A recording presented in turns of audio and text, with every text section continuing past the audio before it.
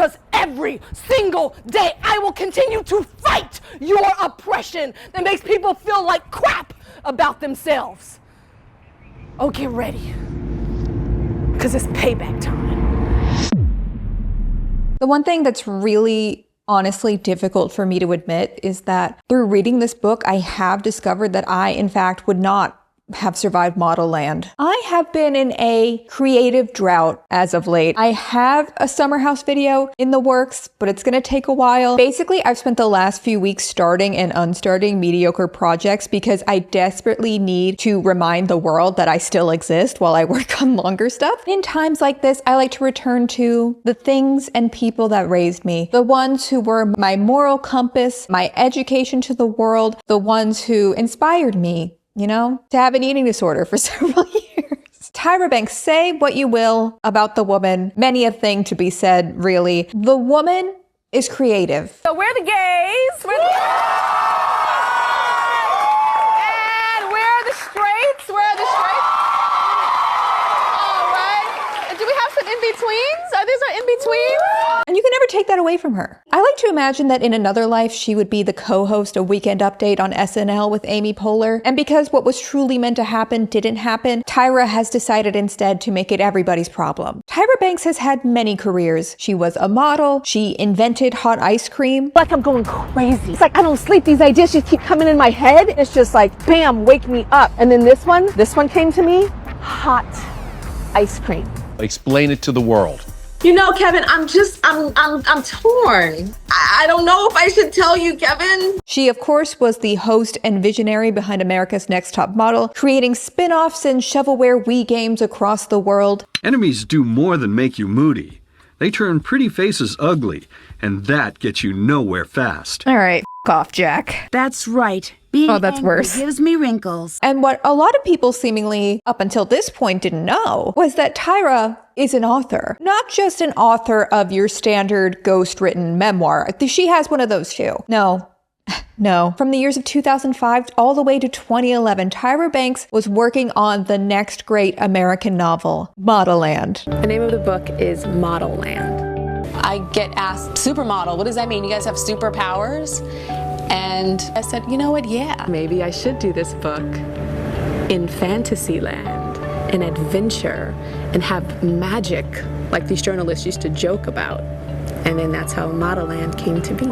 Because I like to make it a habit of knowing every poorly conceived celebrity-written YA fantasy dystopian novel, Kylie and Kendall Jenner's trilogy being another prime example of the genre, I've been wanting to discuss Modelland, but when I initially discovered the book, so many wonderful, talented, beautiful people had already spoken about it, and I simply assumed that the niche market of people interested in Modelland by Tyra Banks had already been consumed by this pre-existing content. And I forgot about it to the extent that I could forget about a novel where the protagonist's name is Tuki de la Creme. That is until this newfound, unexplained renaissance of the novel has come back into the public consciousness, and many of you are discovering the beautiful lore of this book along with me, mostly through Tyra Banks' original song, conceived and produced by her in iMovie, probably in between shaving off one girl's hair and giving another cheaply implemented veneers. They are running for their life, their beauty is in strife, running from this wasteland and back to Modelland. This goes on for about a minute and a half. Modelland, for chicks in green. If that pure display of artistic expression wasn't enough for you to understand, let me give you the gist of this book. We interrupt this historically significant reading of Tyra Banks' Modelland for a word from our sponsor, me. Depending on how quickly I was able to edit this, for the month of June, I have been fundraising on Twitch for Lambda Legal, which, if you aren't aware, is an organization that has been advocating for the rights of queer people in the American courtroom for over 50 years. It's an organization that I have personally donated to. Very excited to be working with them. The donation link is here, and if you want to see what we've been doing to fundraise, I've been streaming on Twitch. I have been actually a professional gamer for many, many years. Anyways, back to the video. The book follows the lead, Tuki de la Creme, who is a self-insert of Tyra Banks, as she is whisked away to Modelland, which is a modeling-based magical university. From there, Tuki de la Creme and her chopped friends participate in various model activities, learn the value of friendship, and try to escape the rumored human sacrifice that is needed to keep Modelland afloat. Just so you are aware, according to Tyra, many aspects of this book were taken from her own life as an up-and-coming supermodel, with some events being ripped straight from the headlines of Tyra's life. I could say that this is a fantasy dystopia novel taking heavy inspiration from the most popular YA franchises of the time, The Hunger Games and Harry Potter, but to be quite honest, Modelland as a book is 500 pages and so incredibly dense in a way where you truly cannot predict what the next sentence will be on the page. This is a book that defies synopsis, so we're probably going to be here for a while. The world of Modelland is a desolate autocracy where the majority of people work in factories producing exclusively fast fashion, makeup, and other tools necessary for the modeling industry to thrive. Children without parents live in indentured servitude. Class migration is as much a fiction in this work as it is in the United States of America. The select few models of the world run society with an iron fist and various magical powers. And the only hope of escape is being conventionally attractive enough as a 13 to 17-year-old girl, which that sentence is already an oxymoron, but let's continue, who will be whisked away from their friends and family, never to see them again, all in the hopes of a better life and just the potential of being a model. Modelland Academy seems to have a very slim graduation rate between the isolation, surveillance, usage of hallucinations and magic. Many teenage students will attempt to escape this university. A very select few of this modeling class will become seven. It's spelled like this, so I don't really know. Where they not only become supermodels, but inherit individual magic powers with a significant varying degree of usefulness. On very rare occasions, someone will be powerful enough and hot enough to possess all 7 magical powers, which makes them a 777. 777s basically steps into the role of idolatry in a world where the poverty and global environment unfit for most human life renders belief in anything besides modeling useless. And I know what you're thinking. Sign me up. Just like our protagonist, who I cannot stress this enough, I will never get over this. Her name is Tuki de la Cream. It seems to me as if there was only one printing of the original Modelland books. Physical copies of Modelland have become increasingly rare. I remember a few years back, I was able to find some for like $30 on thrift books. Can't even find that now. I had to scour the internet for like 30 minutes to find an ebook. Try being an influencer for a day. Try it. What I'm trying to say is pay no mind to my gay-ass laptop, all right? I didn't have a choice. That is going to be in the frame for, I imagine, a significant portion of this video. To Banks' credit, this book really does defy conventions of good writing and actually begins with the rarely seen nowadays second person, an omniscient narrator who will disappear basically from page 45 of this 500-page book. You want to be there. You know you do. Don't lie, darling. It's okay. I know what you're thinking when you look up at that splendorous place atop the mountain. I know what fills you, spurs you on, fuels your dreams, your obsession with being chosen. Everyone is. Basically, in short, do you want to be on top?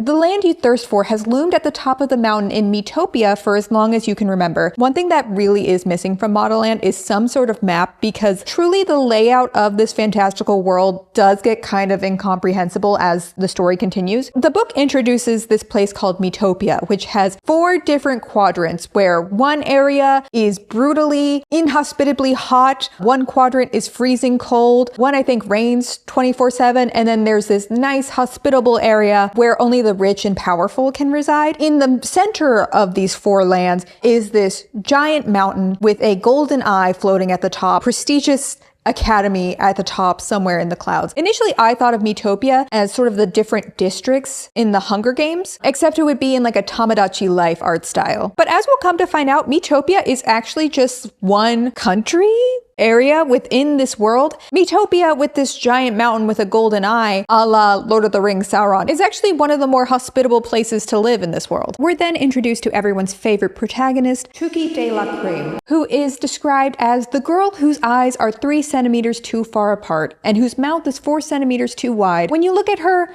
it's enough to make you say something is definitely off. She's the girl whose hair has multiple personality disorder. Not the only time that Tyra will compare hair to a mental health disorder. I believe schizophrenic is also an adjective she uses to describe someone's looks later in this book. It's Tyra Banks, what can you say? Basically, this person, Tuki de la Cream, this 15-year-old girl, is astoundingly ugly because she has one green eye and one brown eye. In my casting, this role would be played by Zendaya, except she'd have to have K-pop star level colored contacts in for the entire production. Banks also drops in that Tuki is a hyper polyglot. She learned 28 languages by the age of 11 and speaks basically every language in the world by 15. It's crazy to me that Tuki is seen as such an outcast because she really could be using that skill to make Instagram reels showing how she learned Japanese just from watching a bunch of yaoi anime. Tuki has a younger, beautiful sister who's 13 years old. Her personality quirk is mispronouncing words, which is a bit that will get exhausting very quickly. And there's not a whole lot of sisterly bond between Tuki and Miracle. In fact, Tuki describes her as distinctly, indisputably, flat out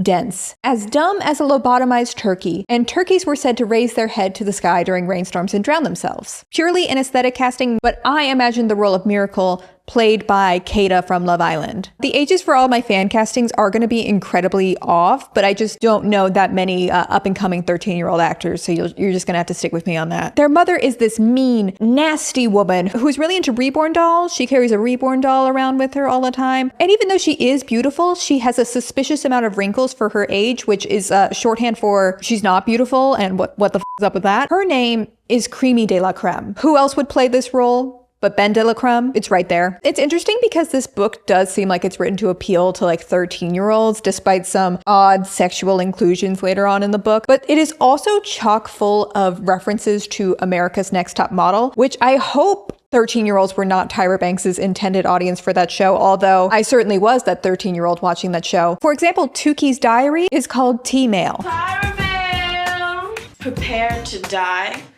Be ready at 9:15 a.m. Tyra. It's called T-Mail because Tuki will write letters to people that she has no intention of sending those letters. And it'll be used periodically as a plot device, kind of like how in It Ends With Us, the main character was writing to Ellen DeGeneres throughout the story. At first, Tuki is writing to her best friend, Lizzie. Lizzie is an insane, feral, red-headed girl who doesn't really speak too often and lives in a dumpster, played by Sadie Sink. Tuki tells Lizzie about the unsuccessful protest Tuki has been engaged in for the past 40 days. For the past 40 days, she has just been laying on the floor of her school for attention, and it has been unsuccessful in whatever goal she's trying to achieve there. One of the big issues in this otherwise perfect novel is that it was originally intended to be a trilogy. I simply think that there was not enough interest when it was initially published, despite the heavy marketing for the project, to get those other two books. So there are a lot of plot elements which I will give Tyra the benefit of the doubt that she was intending to resolve in upcoming sequels and simply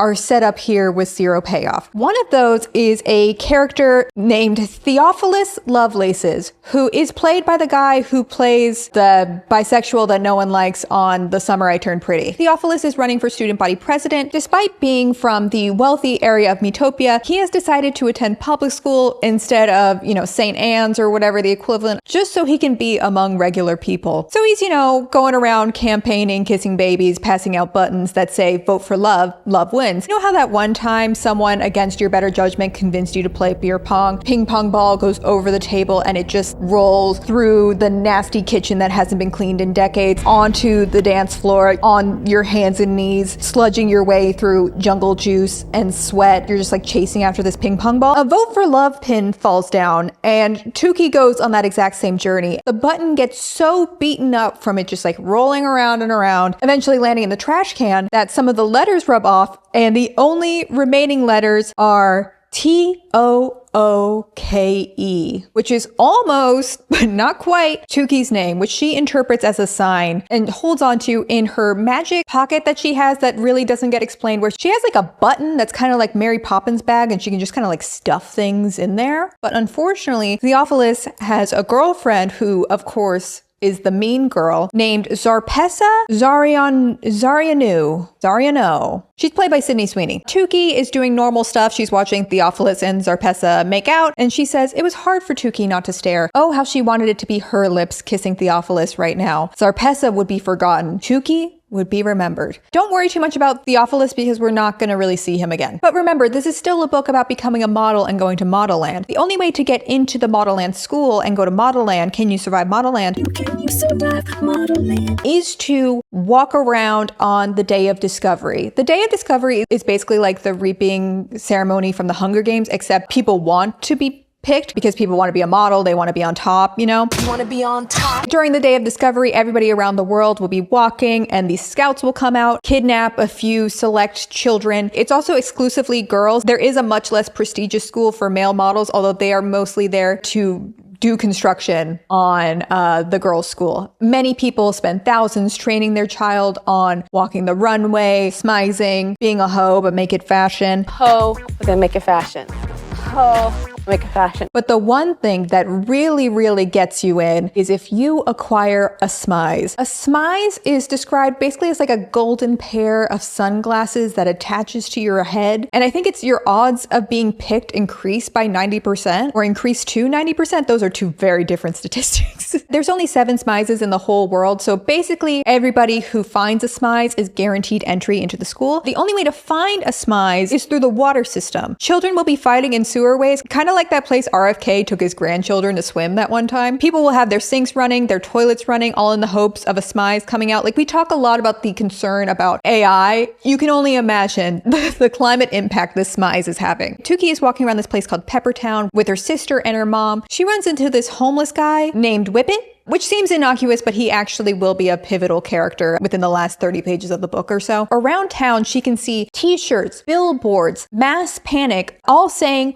"Where is CL? We want CL." CL is one of the rare 777s. She has all magical powers, and she is like the supermodel of the world. She is, of course, another Tyra Banks self-insert, and she has not been seen in months. The people yearn to be marketed to. There's mass protest, mass panic. CL is basically like the Manon of this universe. We want her back and we demand answers. It's a pretty busy day for Tukey. She also runs into her homeless friend Lizzie, who just got back from a month in the mental hospital, I think. It's not really clearly explained. She won't talk about what happened or why the government seems to be after her. Just kind of like what she's been up to. While they're hanging out, they see Zarpessa dumpster diving. And it's not in like a fun Pinterest way. It's more in like a, oh my God, she's a fraud, all of her wealth is a lie kind of way. Zarpessa sees that Tukey sees her, but they just sort of run away and ignore that situation. Lizzie and Tukey, as many of us do, fantasize about seizing the means of production and giving power to the working class people if they were to become models. We'd own the factories, not just work in them. Our workers would be part owners too, and we'd treat them with respect, not like the workers are treated here. Tukey and Lizzie would definitely have an office where there's like beer on tap. So many free snacks, it's crazy. They do things a little different around here. Don't even think about starting a union. When Tukey gets back home, she is greeted by her one-eyed father, who I actually do forget his name. He used to be an acrobat, which seemingly led them to a great deal of success. They live in a nicer home than most in the society, although it is actively crumbling and they can't afford to repair it on account of her dad no longer being a successful acrobat. Played by Chiwetel Ejiofor. As Tukey is making tea for her mom, Creamy de la creme, a smize pops out of the water right into Tukey's hands. Tukey immediately gives it to her family, who then give it to Miracle because they have basically staked their entire financial future into Miracle becoming the supermodel to save them all. Whereas, you know, Tukey is so disgustingly ugly because she has like one green eye and one brown eye, and everybody hates that. It's like people's 2 least favorite eye colors. I guess because Tukey's father is feeling very confident that Miracle is going to be picked to become a model now, he throws out that he actually doesn't believe that he is the true father of Tukey, that he could never have a child who is so chopped and ugly, and he intends to, the day after decision day, reaping ceremony day, that he's going to get a paternity test. If she is not his biological child, which Creamy de la Creme seems to also believe is true, Tukey is getting sent to the mines, okay? She's gonna be making bangles in exchange for food and shelter for the rest of her life. It's crazy because Tukey just kind of resigns herself to this happening. If I were in her situation, even though I know the odds are low, I would really be strutting my stuff at the day of decision the next day, because that is my one chance to escape this terrible, terrible fate. But Tukey de la Creme is very focused on her sister being successful and guiding her because, you know, how The Hunger Games was popular in 2011. We got to follow certain plot points to appeal to the demographic we're going to here. Tuki's real backup plan is to run away with her insane friend Lizzie, which, no disrespect to Lizzie, that does seem like a fate worse than the Mines. The omniscient narrator is back to explain to everybody that people often get so upset that they're not picked to be a model and go to Modelland that they will spend several months climbing the mountain fraught with danger to get to the Modelland school, although nobody so far has survived the journey. Interesting that they bring this up now because we do have several chapters to go before that actually becomes relevant to the plot, but that's just, it's here, so I'll mention it. We've made it to decision day. Everybody's very excited. The mayor says, oh boy, will it be the tan skin or the rosy epidermises, blue irises, cognac, emerald, hazel? Will it be the slim-limbed, the slightly curved, better not be more than that, or the athletically built? And if you're not chosen, don't fret. Utopia has many wonderful jobs manufacturing clothes, accessories, and beauty products. Holding a job in a factory is just as worthy of esteem as being an intoxibella, to which the mayor is met with dead silence from the crowd. The only canonical rule of Decision Day that you need to qualify is that you be walking like a runway model walk while the scouts are out. Tuki isn't doing that. She's standing on top of a car, but nevertheless, a scout reaches past Miracle, sort of shoves the 13-year-old out of the way and reaches for Tuki, to which her parents are very pissed with her. But Tuki says, you know what? My alternative here is the Mines or my insane friend who is convinced she's being chased by the government, and I've seen zero evidence of that. So you know what? I'm gonna go with her. And so she's putting a bag on the scout's waist, I think. The perspective of this is a little bit different, but you know, it's magical. So I imagine to make up for the insane water usage leading up to the day of decisions, the scouts make multiple stops through all of the lands. So the scout flies to this land, which is just a giant store, like a JCPenney's or something. And there is a plus-sized, God forbid, teenage girl there who is shocked, like the rest of us, that she is picked by the scout to go. She has a southern accent. She's blonde. I hope Nicola Coughlan can do a southern accent because she's who I cast in the role. Next, they fly to a land that exclusively makes candles, big part of the modeling industry. It's there that they discover a girl who will speak in a broken accent throughout the rest of the book, but luckily Tuki is also fluent in her language. And of course, her name is Shiraz. Drop dead gorgeous, but she's 4'7". This casting makes no sense, I know, but it's my imagination. Okay, I was picturing Tiana Taylor, but with like a tiny body. Like Tiana Taylor's standing where it's like they put shoes on her knees. The blonde girl's name is Dylan. I don't even know if I said that. But Dylan and Shiraz, upon seeing each other, immediately have beef. Dylan says, excuse me, you may be all cute and little and can run as fast as an exotic feline in the plains, but hold up a sec, Miss Thang, cause Miss Modelland, or should I say the Modelland, Dylan mocked Shiraz, don't have girls looking like you up in there either. And besides, you weren't even trying out, honey. Me and her saw you. Shiraz sniffled huffily. The jealousy in your big body are burning like big dripless candle. I blow you out now. Cause you know, she's from like the candle land. Then they fly in and out of a human ear. They're not making a stop there. This is just, how they get to the next place, I suppose. And they find a place that is covered in a glass dome because there are magical, deathly creatures called the gizzards who eat the humans there. And all of the humans who live there are both incredibly intelligent and all have albinism. Piper, the princess of this land, gets into the scout's bag despite her mother's explicit wishes. Piper, of course, played by Alex Consani. And while they're still flying to Modelland, they make the discovery that all four of them have dead/deadbeat dads,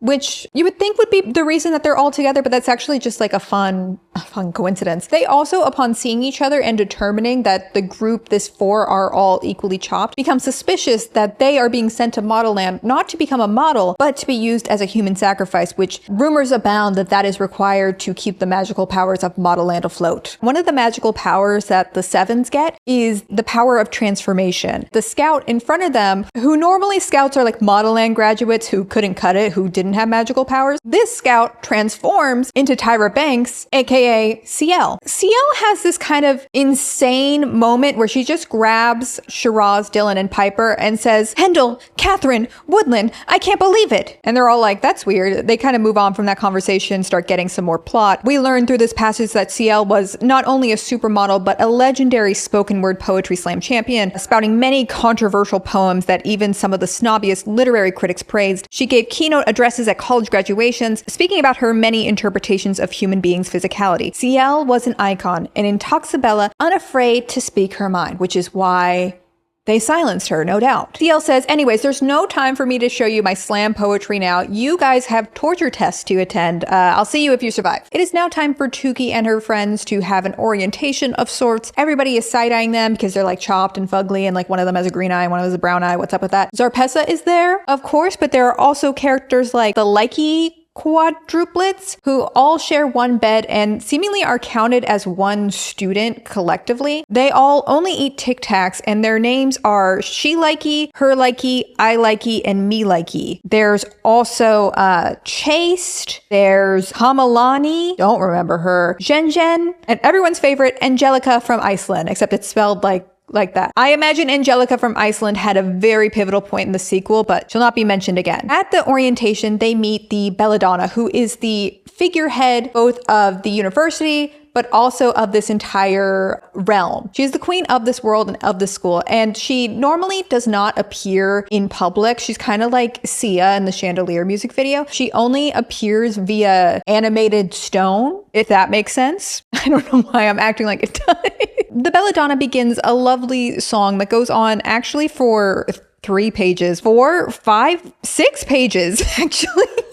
And the song is, you know, it has its ups and its downs. It's unfortunately not the Modelland song, like the Tyra Banks song, but I imagine that it's set to the same rhythm. Basically, she's just like, y'all are gonna be models and you're here. Some of you may become slaves if you fail, or, you know, maybe you'll become a supermodel. Who knows?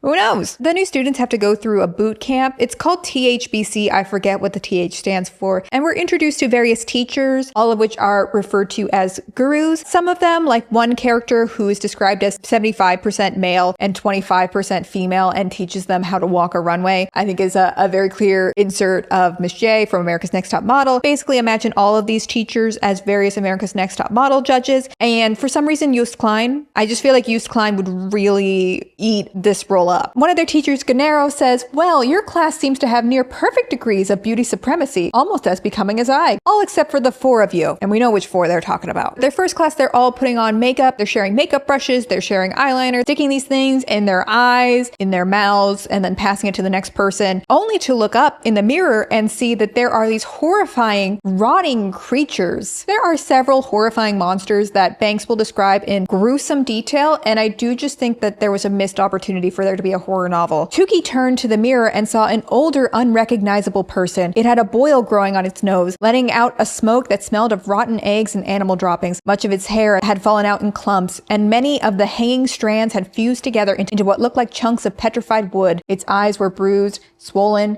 nearly shut. Its ears were swollen into what looked like bulbs of cauliflower. The gruesome creature was her. Many of the new models run in terror from the sight at the mirror into a portal that leads them back home. Tukey is able to realize that the creature in the mirror is like a hallucination. The lesson, the reason why they're seeing these horrifying creatures in the mirror is that that could be you.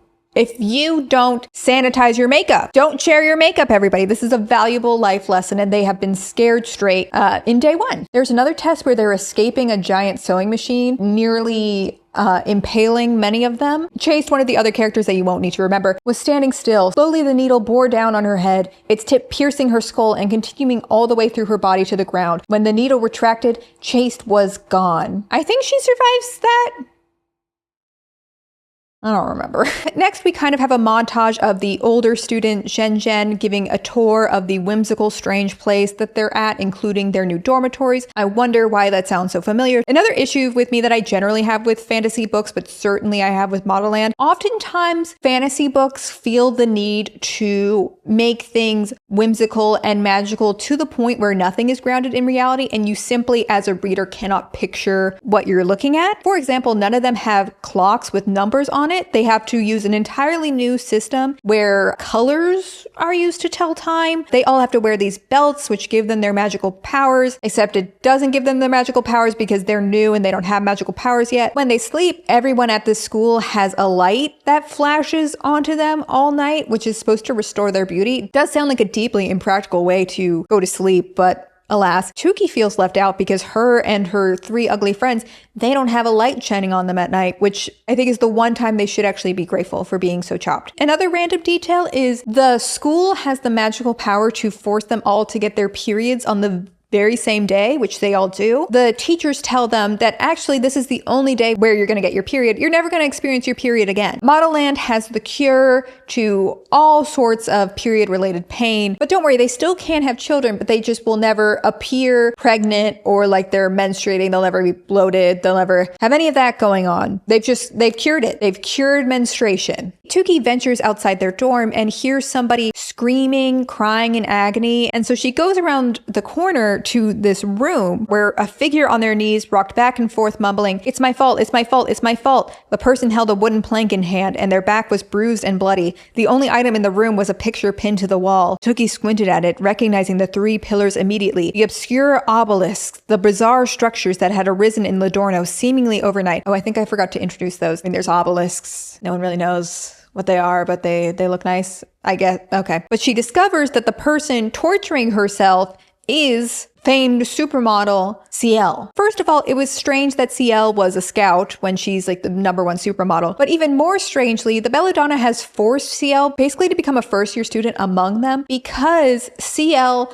went off message and defied the fascist propaganda of the government in some way. We later find out it's because she thinks that everyone is beautiful. She may be conventionally attractive in every which way, but like everybody's beautiful. It's weird enough, that this fully adult woman is now taking classes with these like 13 to 15-year-olds. It's a whole other thing when CL just will randomly start spewing slam poetry. In fact, she riffs a poem about Dylan, remember the one plus-size girl, where she says, "A Rubenesque damsel surrounded by twigs, her lush carcass devoured, insects infest. Their crony elected exemplar of excellence has failed them, whose soul demons now do possess." And like Dylan's supposed to just keep going to class. Also in line with Harry Potter, Zarpessa kind of takes on the role of Draco Malfoy as like the bully rival, except she's never really particularly a threat. And in fact, Tuki has many opportunities in which she could out that Zarpessa is homeless and likes to eat from dumpsters back at home, but Tuki chooses not to. Really, Zarpessa continues on as a bully insert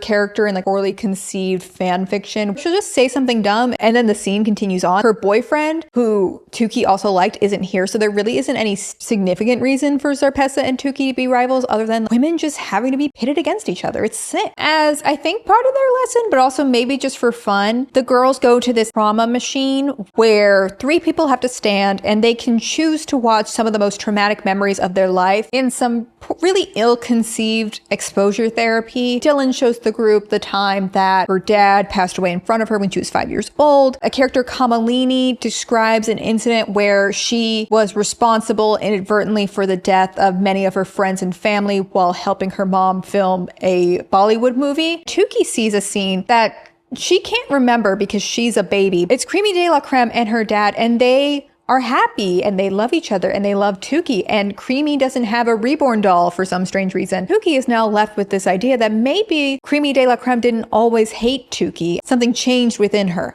This will go nowhere. Because we already wrote off basically the first love interest of the story, there's another love interest named Bravo, who, like Bryce from Love Island, got bullied as a child for being too hot. But he's like a nice guy and he's really interested in Tuki, which is crazy because like Tuki's so ugly. He does construction. He loves architecture. He's a big architecture guy. He is of course played by the other guy in The Summer I Turned Pretty. Tuki has never been kissed before, but she does love sucking on his thumb at various points in the story. The students are in debate class where they're debating the time-old question, to bra or not to bra, when suddenly a circle opened up in the floor. 2 figures rose through it. The first figure was Persimmon. Persimmon is like a servant of the Belladonna, who, to be honest, I didn't really notice that she was going to be an important character until she ended up being an important character, so I didn't even have time to mentally cast her in a role. She held on to a second figure who was bound and gagged. Tuki gasped. CL, the fallen 777, had a muzzle over her mouth. Her normally caramel-colored skin was pale, and she wore a baggy gray jumpsuit with a metal zipper up the front. On the back of the jumpsuits were the word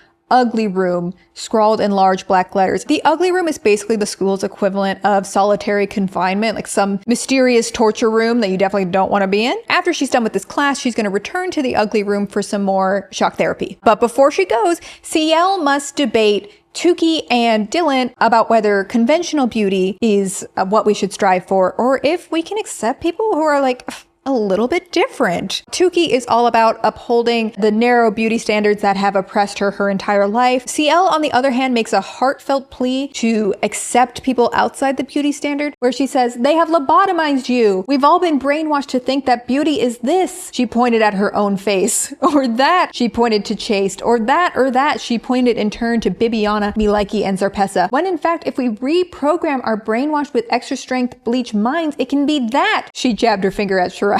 And that, she motioned to Piper. And this, she grabbed hold of Tukey's face. That, Dylan screamed. Dylan does not want to accept this controversial messaging, runs out the door. This message, while noble and generic enough for a YA novel that everyone is beautiful, does ring a little bit hollow when CL canonically is the beauty standard and one of the most beautiful people to ever exist. And this to me very much parallels the oxymorons of Tyra Banks' existence. Tyra Banks does have a lot of very real baggage from coming up in the modeling industry as one of really only 2 supermodels at the time who were Black. Her and Naomi Campbell in their personal lives, but also in the media, were very much pitted against each other. And Tyra did really experience a lot of discrimination based on the way that she looks, even though this picture is not doing her justice, obviously. She's a gorgeous woman. She will say that part of her intention in making America's Next Top Model was an opportunity to cast and platform models who otherwise would not have been viewed by the modeling industry, as it were. In actuality, this didn't end up quite being true. For one, because models who were previously attached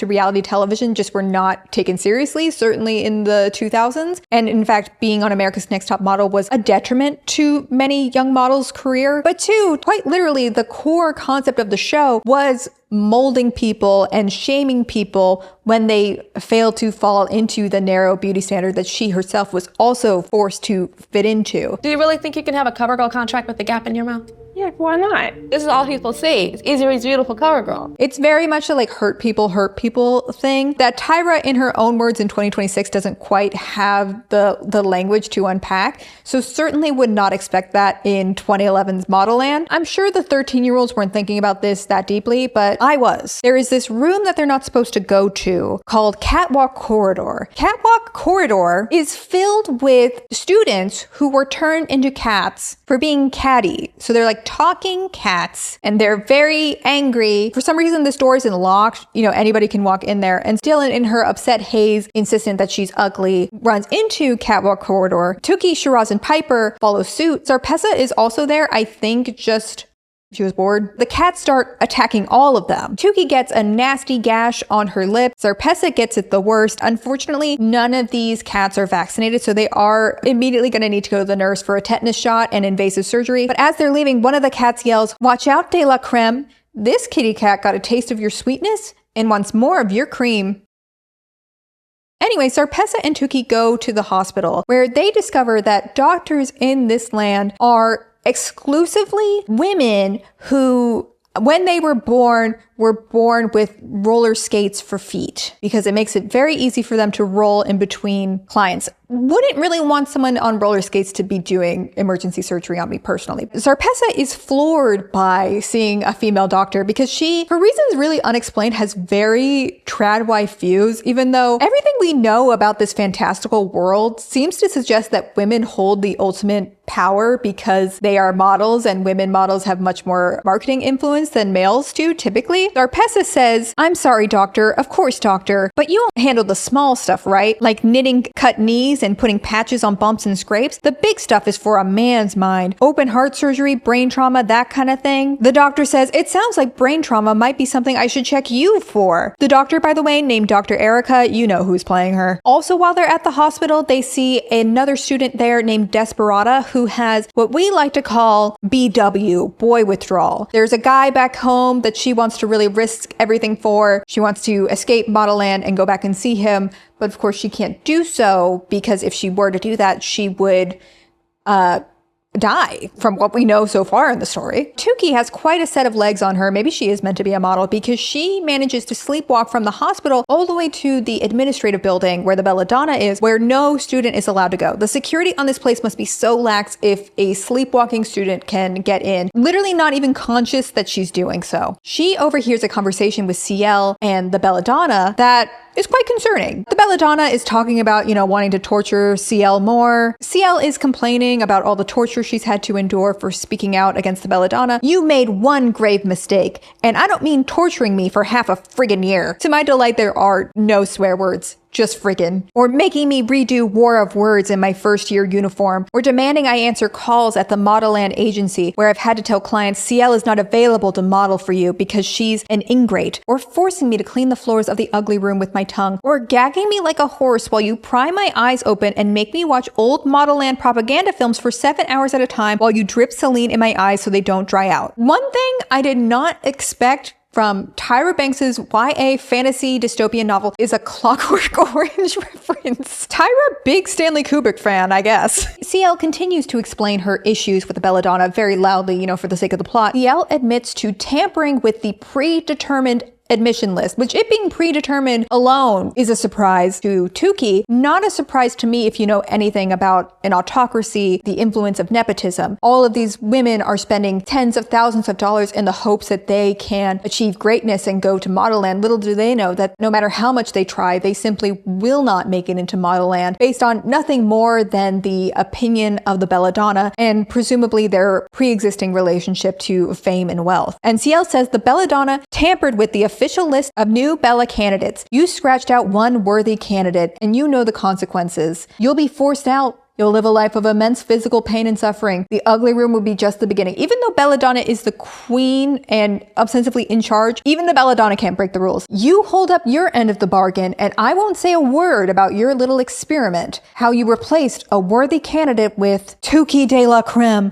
Quite the plot twist, but we need to leave this scene. I need to tell you that Miracle and Creamy de la Creme have been hiking up the mountain to their certain death in desperation to get Miracle into Modelland. Several people are burned, drowned, killed by monsters in front of young Miracle's face. There is a character named Hunchy, who is the gizzard, which is like the monster that ate Piper's dad. And he's running up this mountain trying to eat Piper's organs. Don't worry too much about Hunchy because the last we hear of him, he's running up to eat Piper and then literally no mention beyond that. All you really need to know about this plot thread is that Creamy has brought her reborn doll on the journey and Miracle and Creamy are surprisingly experienced mountaineers. But back to Tukey. Tukey runs back to her dormitory and explains to Shiraz, Dylan, and Piper what she overheard and her interpretation of what she just heard. CL says that she wants to experiment on you, and she sounds like a demon when she said it. And the belladonna wants to do the same to me. Are you sure they meant experimenting on us in that way? Piper asked. Human sacrifices that lead to our agonizing death? Tukey took a deep breath. She hated telling her friends about this, but they had to know. Yeah, I'm sure. I think CL has done this before. First night here, I sleepwalked and I saw CL. It was weird. She was chanting in this dark red basement here and she was beating herself to a pulp. She kept saying, I'm sorry, I'm sorry, I'm sorry. And today the belladonna kept referring to this awful thing CL did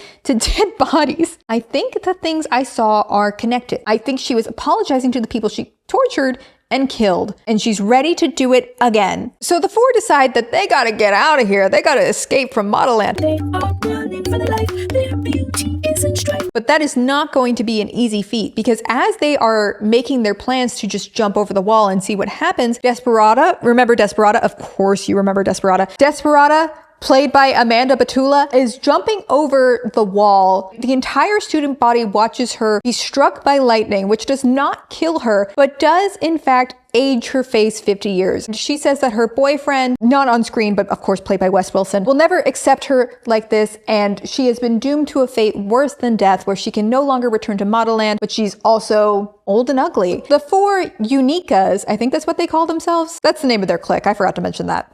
they're like, well, okay, so I guess we can't jump over because we also don't know if the aging 50 years thing is just like an aesthetic thing, or does it actually take years off our lifespan? Which, you know, if we're going to be sacrificed in a month, that's one thing. If we're going to take like 50 years off our life, like we got to find a different way out. The belladonna sees the aged desperata and says, desperation, leaving for a man?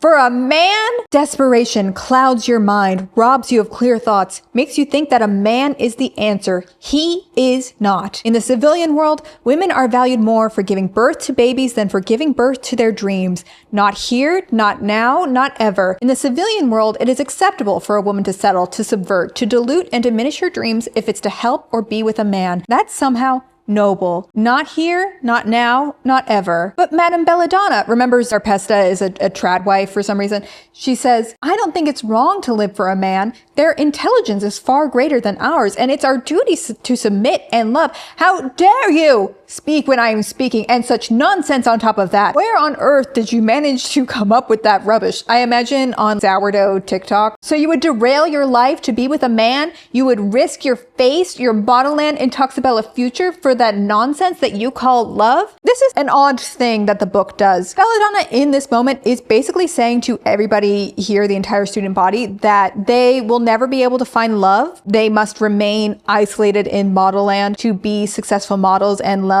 is a gross, gratuitous thing that they should never participate in, which we, you know, from a storytelling perspective, recognize as a bad thing. On the other hand, Zarpesta is saying, oh my God, but I love men. They're so big and strong and smart, and men rule the world. It's really unclear what Tyra Banks is actually trying to say, or if she wants us to take either side of the argument in this. Are we meant to be like snapping in celebration at the authoritarian leader who has condemned these young women to not leading a life of their own and only existing for the purpose of modeling, where they can never have love or relationships outside of their business? That's the good thing? Don't make me defend a man, Tyra Banks. That's all I'm saying. They come up with a new scheme, basically through Bravo, the love interest that I've really been skipping over his plot points. He wants to kiss Tukey, and, you know, as all people do, he has pre-scheduled their first kiss in a very specific location. He wants to kiss Tukey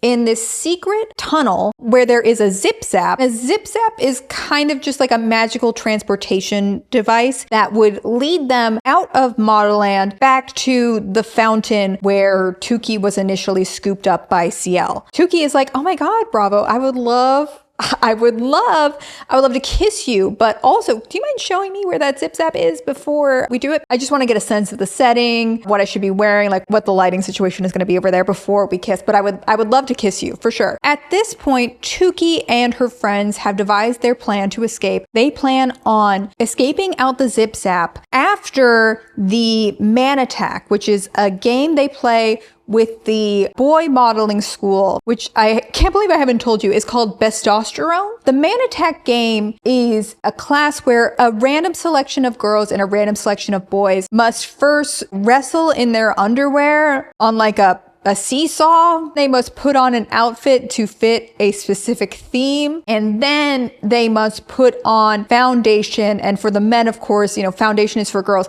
They must wear mandation, and whoever does it the best gets more points. This determines the value of women and men. It's a very serious thing. After Man Attack, Bravo thinks that him and Tukey are going to have like their little smooch, right? Tukey has every intention of escaping through the zip zap, and she thinks that it would be more complicated to involve Bravo in this plot. She's not going to say anything. But then Bravo and Tukey, by sheer coincidence, are pitted against each other and competing in the Man Attack together. Bravo's like, oh my God, I'm so excited to like wrestle in our underwear. We're 15 years old in front of school. Like, this is going to be so great. And then we're going to kiss right after. Like, let's go. Tukey, simply because she knows that she's about to battle Bravo, feels the need to tell him that she's going to leave Modelland after the Man Attack. And he goes, you're leaving?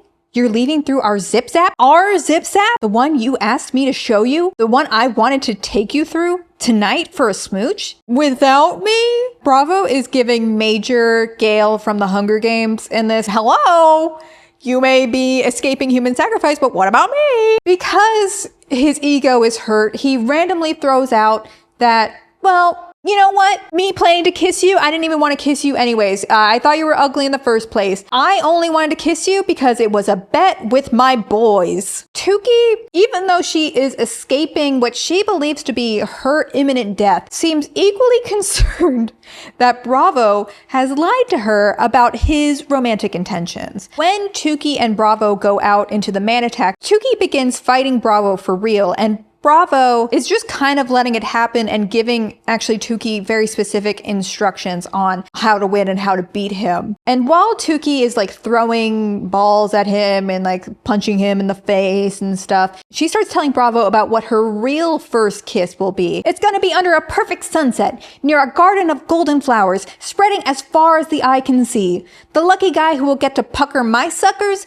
will be wearing a tuxedo, and he's gonna sing me a song he wrote, and he'll dance to it, and it makes me laugh and makes me cry. Then he will open up his shirt like a superhero. On his chest will be written, "Tukey, you are the most amazing girl I have laid eyes on, and I can't decide which I love more, your green or brown eye." Then he'll have to touch my face gently with both hands, and he'll kiss my forehead, both my cheeks, and then my nose. Then he'll spray whipped cream straight into my mouth, and then his. And then he'll part his mouth just a little and press his lips against mine. And for me, it will feel like the kiss will never end, because it won't. It will go on forever, and it will be amazing. Whole school listening to this, by the way. Bravo is like, damn, that's actually a beautiful story. You actually do deserve better than me. I deserve better? Damn right I deserve better. And there is better than you, Bravo. Theophilus Lovelaces. The crowd fell silent, but suddenly from the wings, Zarpessa let out a shriek. Theophilus? My Theophilus? Bravo blinked hard at Tukey. Who's Theophilus? Do you have some other dude at home? Bravo, heartbroken, admits that he made up the bet just now because his ego was hurt, and he gives Tukey a blue ball. I'm not kidding. A blue ball to throw at his face. He says, "Just give up the damn balls and get this over with." Tukey, as it turns out, is incredible at the Man Attack games. She gets the highest score. Tukey gets 106 points. Bravo gets a measly 19 points. When suddenly, a high-pitched scream rang from the crowd. "She fainted! Oh my God, that big girl fainted!" Dylan? And then the orb arena went dark. Pitch black. I guess Dylan was just faking passing out to create some sort of diversion, because then all four of them start running to the Zip Zap to make their escape. They manage to make it out into the fountain, and they actually run into, coincidentally, Tukey's homeless friend Lizzie, and she's like, "Oh my God, girl." This is a plot point I've left out about Lizzie because it is so weirdly serious for the book that Tyra is writing. Lizzie, at multiple points early in the book, would take a sharp object and cut herself. Lizzie is standing in front of the bus. The last Tukey sees of Lizzie is Lizzie trying to, again, cut herself. I'm sorry that I had to mention that. It's relevant to the plot, but it's also not relevant at all. Lizzie is, I'm sure, not actually dead. I think there was probably more for Lizzie in the eventual sequel that I'm sure is still coming. But regardless, CL is running after them, multiplying and disguising herself and all this crazy stuff. When then, before Tukey's eyes, CL, and only one CL this time, not three, started to claw at herself. Tears mixed with blood streamed down her face. "I'm sorry," she wailed, her voice raw. "I'm sorry." She tore at her shirt to get down to her bare flesh. Huge new welts rose on her skin. Older ones were still an angry, keloided red. The blood dripped down her back, pooling on the ground. Tukey gasped. CL raised her heart and spied Tukey. Her eyes widened. Her mouth became tense and hard. Her nostrils flared. She stood and advanced towards Tukey with her bloody hands outstretched, her expression unhinged and twisted, her hair snarled around her face. Tukey backed away, her heart fluttering madly in her chest. Tukey says, "Take me. Experiment on me instead of my friends. Torture me, sacrifice me, kill me, but let my friends live." To which CL then randomly turns to Dylan, Piper, and Shiraz and says, "With all my powers, I should have been able to save you." CL then starts crying in front of the obelisks that mysteriously appeared, and she starts to explain that when CL was recruited to be the top model and she became like the hottest thing in the world, she had these three friends who weren't in Modelland, her three ugly friends, as all of us have, go back, and she would share her wealth from her career in modeling with these three friends, only for the Belladonna to kidnap, torture, and murder these three. CL, so upset about this, buries their bodies and builds giant obelisks in their honor above their dead bodies. Belladonna wants to get rid of these obelisks because it's kind of like a threat to her evil regime, but the mayor of the town is like, no, actually these obelisks are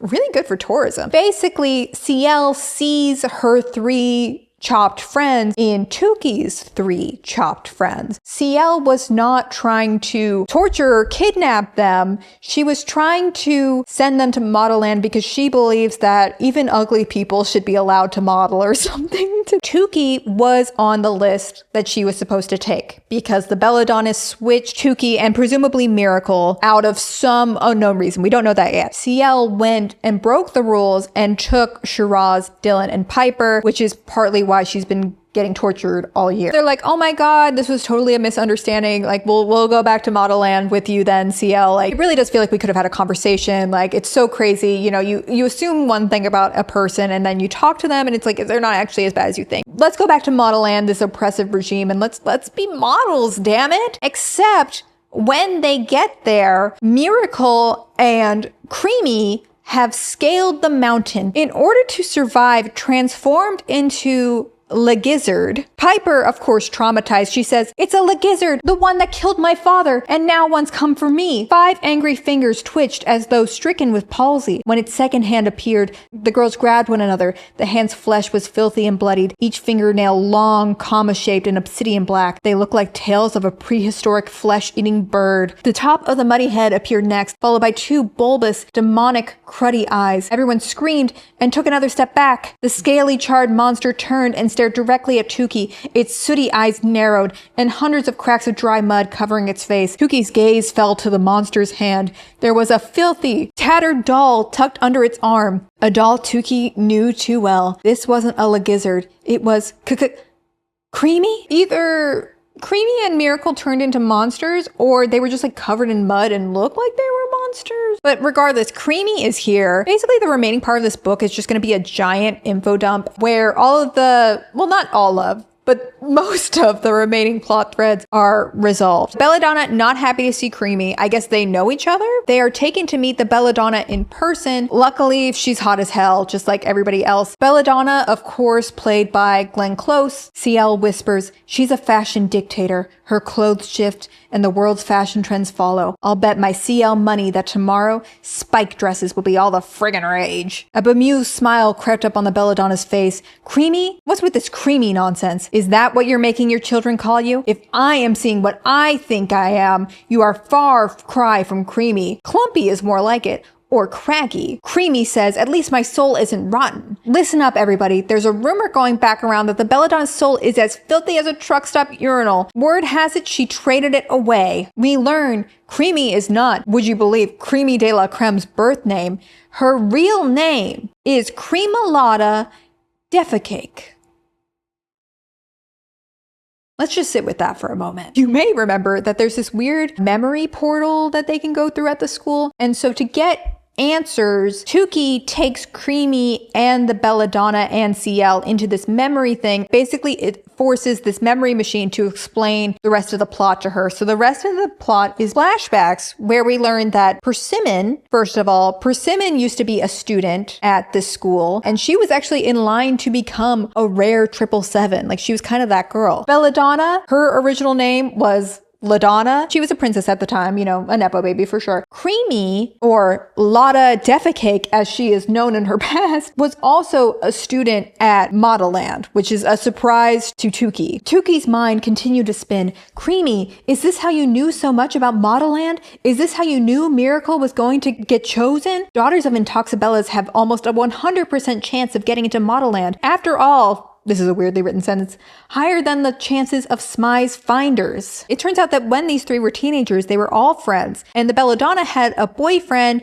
who was like a construction worker at the school, but he was not from Bestosterone for reasons unknown. I guess just because Creamy de la Creme is not a girl's girl. Whenever LaDonna would step away, Creamy de la Creme would just kind of sexually harass her friend's boyfriend. She would strip to her underwear and, you know, just kind of stand there. But all behind LaDonna's back. Remember how the women at Modelland don't get periods? There's a fatal flaw to that. You can't actually really tell that you're pregnant because no one menstruates, and they also don't show their pregnancy. LaDonna ends up on that TLC show, I Didn't Know I Was Pregnant, gives birth in the bathroom of the school. Persimmon runs in and is like, oh my God, this situation is crazy. That just happened. The queen bursts in and sees Persimmon just standing there, and she's like, oh my God, you were part of this. You, I don't know, made my daughter have sex before marriage or something. You can never become a 7 now. Either go back to your home or become a mannequin, become a servant. Persimmon can't go back home because there's a cult in her home. So she decides to be an indentured servant and is obviously very bitter about this whole situation. But the baby, the original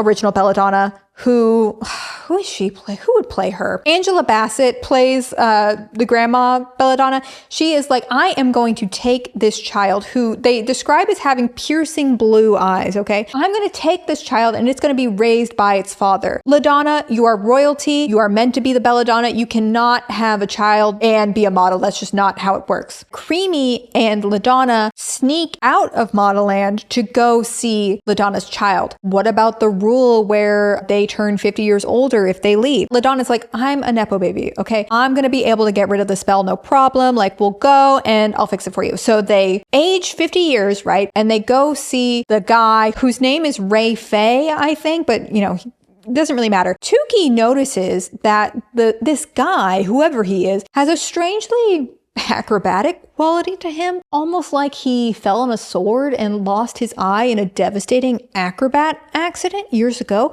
Could this be? Hey, it's me on a different day. Don't even worry about it. The father of this baby actually isn't Tukey's mysteriously acrobatic father. It is Wingtip, the random homeless man from like the first 30 pages of the book. I hope everyone was paying attention because he's important. LaDonna and Creamy go to visit. LaDonna immediately leaves her child and her man to go get milk and is going to be right back. But Creamy decides to honestly assault her friend's boyfriend, thrusts herself on him, is grabbing him. When LaDonna walks back in, she thinks that her man and her best friend are hooking up. And Creamy's like, oh my God, yes, you caught us. We were totally hooking up. Creamalotta makes it seem like he was making the move on her. And LaDonna says, how could you? And to my best friend, Creamalotta, I'm so sorry. You were right about him. I should have listened. Suddenly, there was a loud knock on the door. Modelland security. A voice boomed. Open up. Angela Bassett is here. You two, Creamalotta and LaDonna, have left Modelland without permission. You are in big, big trouble. Creamy,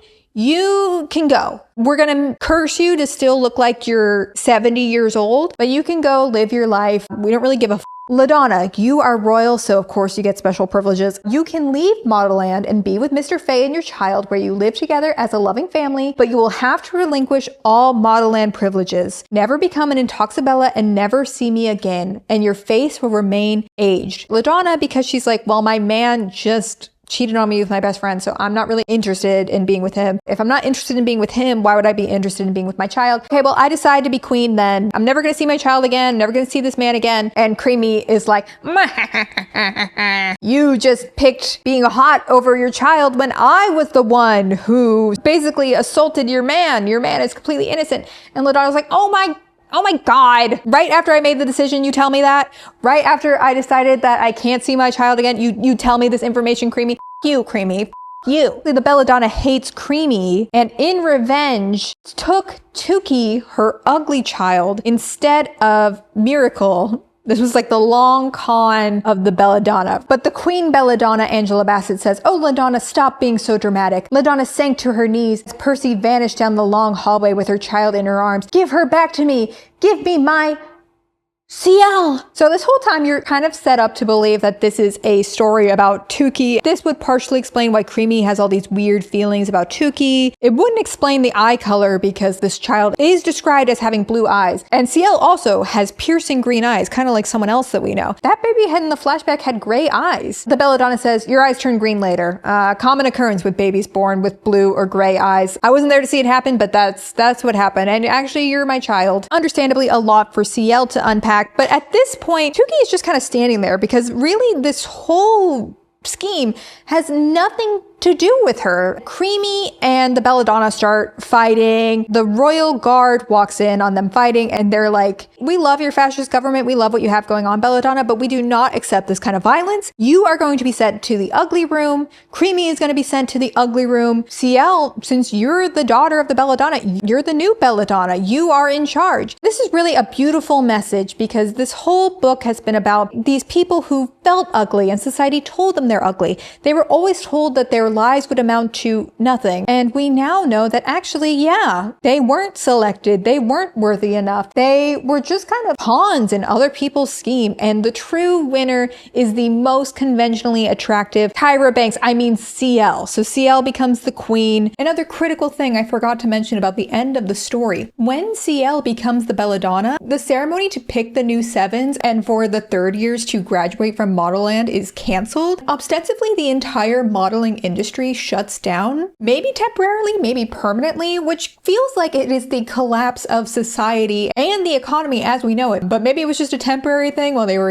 changing administrations, because they described Tukey going to her second year at Modelland. And the book ends with CL and Tukey flying around the Intoxabella and soon to be Segunda Bella, meaning second year Bella, shot like arrows towards the earth. A black hole opened up as their bodies approached. Just as Tukey and CL entered, the hole magically, seamlessly swallowed them up, and the two of them disappeared. Sequel bait for a sequel that, as far as we know, does not exist. What a wild ride, what a beautiful concoction, and honestly, I have just skimmed the surface of the craziness of this book. If you look at what I've highlighted through the ebook, it's basically like every page. I give a lot of props to Tyra Banks on this one because I have read a lot of celebrity written books, and I've even read a lot of celebrity fiction novels. Like Bella Thorne has a partially ghost written story about a Bella Thorne self-insert who acquires magical powers. They're so boring. They play it so safe. This book is anything but that. It is so campy and ridiculous. And I have seen a lot of people say that this book is so chaotic and so unhinged that I just know that Tyra Banks wrote this herself. Are you prepared to learn information that might hurt you? This book was ghostwritten by a man named Michael Salort. I know. Take a minute. I think a lot of people, when they see that term, assume that it's literally this person just writes a book and the celebrity slaps their name onto it, which I'm sure does happen in a lot of cases. So many details of this book are truly only things that Tyra could come up with, but I would not be surprised if, say, Tyra was coming up with the characters, her overall plot, what she hoped for the book, and Michael Salort was responsible for transcribing her vision into a readable work. By the way, if you ever want to find out if a book is ghostwritten, just look at the acknowledgements. They'll always be very specific. They'll be like, thanks to my agent, Nancy Josephson, for believing that Modelland was more than just a place in my head and working diligently to make it come to life. And then there'll be one acknowledgement to someone who they don't actually say why they're acknowledging them. Michael Salort, can you believe it's a real book now? And there's no way in the world I could have done Man Attack without you. For that and so much more, I am forever grateful. Type in Michael Salort ghostwriter, his learned career will pop up. This book is still crazy, charming, even if it was written to some extent by a ghostwriter. It doesn't ruin the fantasy for me. There may not have been a sequel, but that is not where the story of Modelland actually ends. In 2019, Tyra Banks announced that she was going to be making her own theme park called Modelland.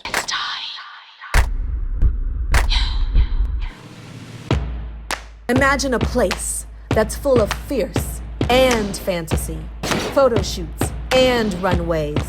So you must know, every hallway is a runway. So, slay!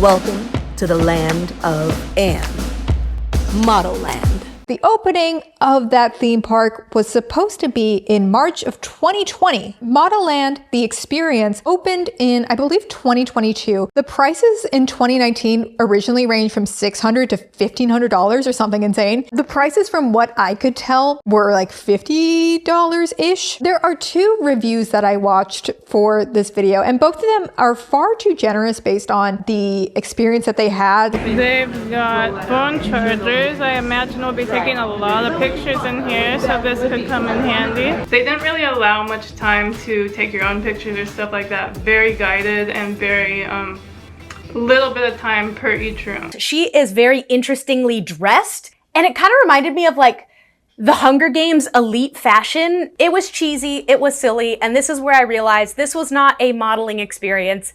This was going to be her book come to life. Overall, it was a really fun event, but I do wish, with it being a Modelland experience, I wish that you would have had more opportunities to take pictures yourself and even have some spots that have photographers doing like photo shoot type pictures. That actually is the one thing I would expect from an interactive experience based on the concept of modeling. Like, what do you mean you were in all these insanely themed rooms and you couldn't take pictures?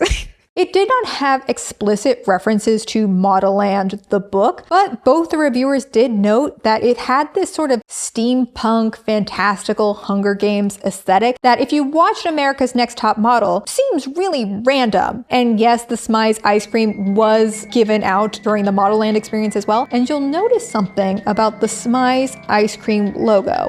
Modelland has never died. I dramatically closed my laptop when I was done reading the book and forgot that that's what was recording my audio actually. So now I'm trying to refilm things that I lost from before. That is all I have for this video. But if you do have the chance the Monday or Tuesday after I'm posting this, definitely come stop by and see our last days of the fundraiser for Lambda Legal. And even if you can't make it, a donation to a great organization is always appreciated. If you want to see more from me, I stream on Twitch. I have a Patreon where I make bonus videos and do lots of fun stuff. But if you don't want to do any of that, that's cool. That's fine. I get it. I also have something in my eye, so I feel like I'm blinking a distressing amount. Don't mind that. If you liked this video, you could feel free to like, comment, subscribe, and I'll see y'all in the next one. Bye.